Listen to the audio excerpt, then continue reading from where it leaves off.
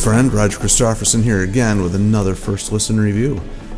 Just got done checking out the new Foo Fighters, entitled But Here We Are.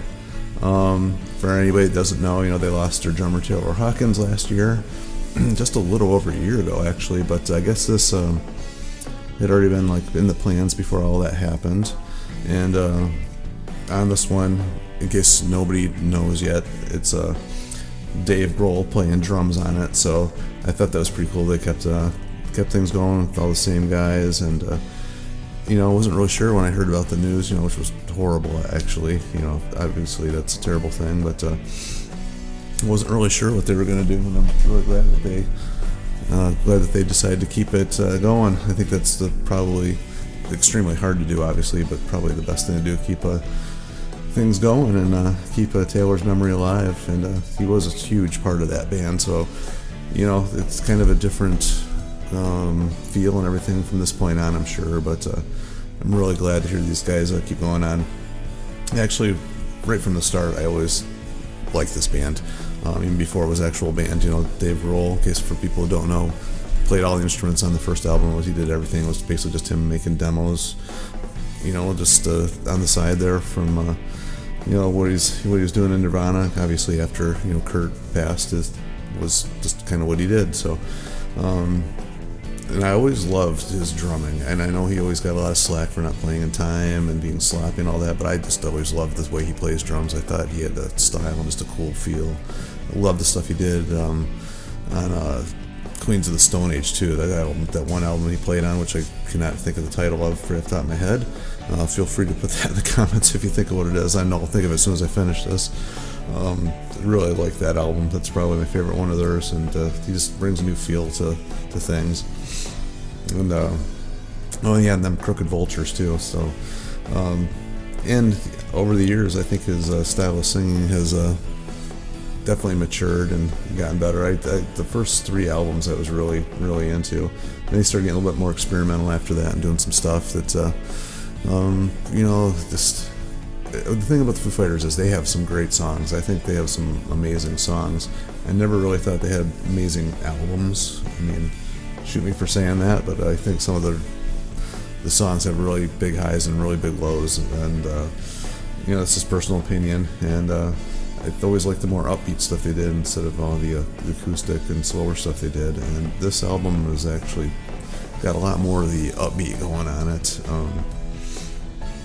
And I'd only heard the one song, Rescued is the only thing I'd actually heard ahead of time, and I liked that one, so I was like, okay, that sounds pretty cool. So I was ready to hear what they had to offer, so got this, and right off the bat, the first couple songs are definitely, Rescued just kind of has a slow build to it, but Under You and Hearing Voices are both upbeat, sounding what you would expect from a Foo Fighters album. Dave's got this unique way of double tracking his vocals. I never knew exactly how he got that sound. I had to do a little research to figure it out, but he double tracks his vocals, and he does such an amazing job of doing it. You can't even hardly tell. And that's all over this album. And the production on this is really good, really strong. And one thing I did notice is Nate, the bass player, who I never really paid too much attention to, quite honestly. I never thought he did a lot. I always thought he did what the song needed, but nothing flashy.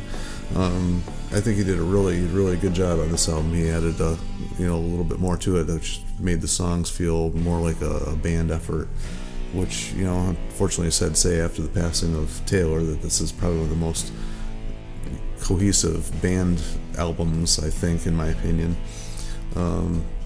But Here We Are, the title track, was another good song. But the one song that really caught me the most so far was The Glass. And lyrically, I thought it was really interesting. And I also thought the melody on this one was really unique. Dave has a way of playing or singing really cool melodies. He's actually a really good songwriter. I've seen a few interviews where he talks about how he writes, and he writes in a very percussive way. And I remember seeing a video or something on how I think it was what the heck was the song? I can't remember one of the songs off of The Color and the Shape. He was talking about how he wrote it. and he was explaining how he pictures like the strings as like different drums, and the higher strings being like hi-hats, lower strings being like the kick and the snare, and he kind of showed how he played it, and I thought that was really interesting, way of approaching songwriting. But anyway, back to this album. I think the song actually takes a big upturn right at that point. So Nothing at All is also a great song.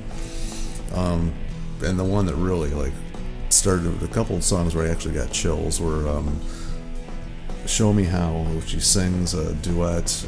And I guess it's a duet because they sing in unison. His daughter his daughter Violet does the harmony vocals on it, but it's throughout the whole song. So it's like they're singing with each other through the whole thing. So it's not like they're taking turns singing back and forth. They were actually singing in unison through the whole thing, except for a couple little spots here and there. But that song was really cool. And then my favorite actually is Beyond Me.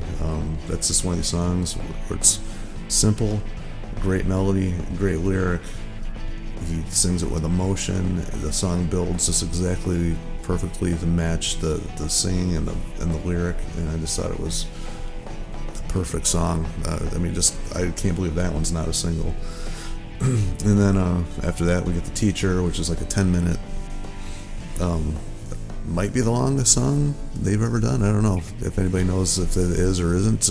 Feel free to comment down below, but that was one they also released as a single too, and I thought that one was pretty unique, and they had different elements throughout the thing with a couple highs and lows, and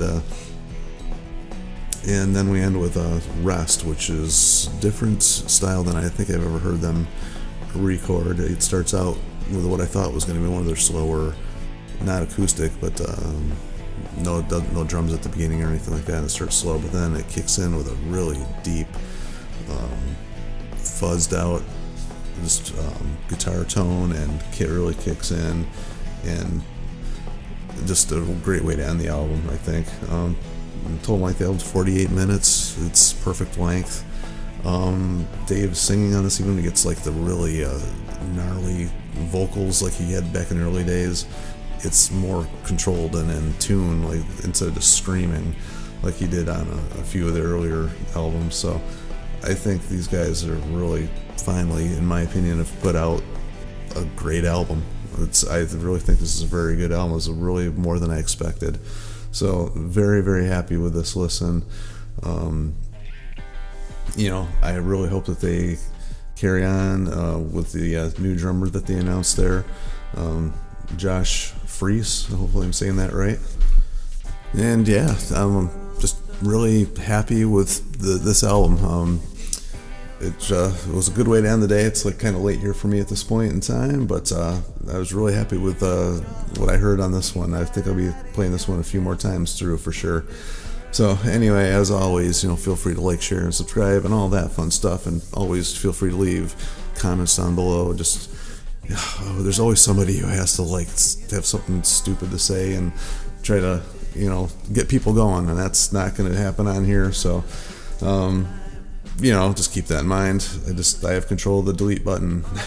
It's just, so anyway, on that note, I'm just going to say, talk to you guys next time. See ya.